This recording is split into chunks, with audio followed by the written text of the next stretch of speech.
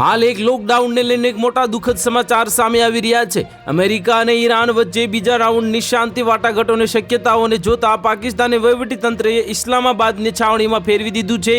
રાવલપિંડીના નૂર Khan airbase પર 2 અમેરિકી cargo વિમાનો ઉતર્યા હોવાના અહેવાલ છે, જે સામાન્ય રીતે વીવીઆઈપી મહેમાનોના આગમન પહેલા જરૂરી સુરક્ષા લોજિસ્ટિક્સ સામગ્રી લાવતા હોય છે।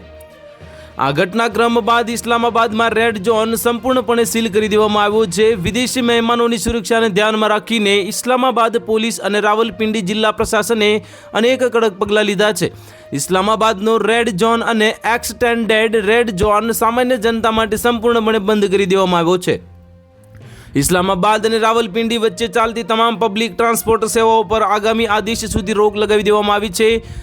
જો કે ખાનગી વાહનોની મર્યાદિત શરતો સાથે છૂટ આપવામાં આવી છે અને કાર કરવામાં આવી રહી છે અને આસપાસના વિસ્તારોમાં જ 10 દિવસ સુધી કડક પ્રતિબંધો લાગી રહેવાની શક્યતા છે। અને આ અગાઉ 12 એપ્રિલે અમેરિકી ઉપરાષ્ટ્રપતિ જેડી વેન્સ શાંતિ મંત્રણા માટે ઇસ્લામાબાદ આવ્યા હતા।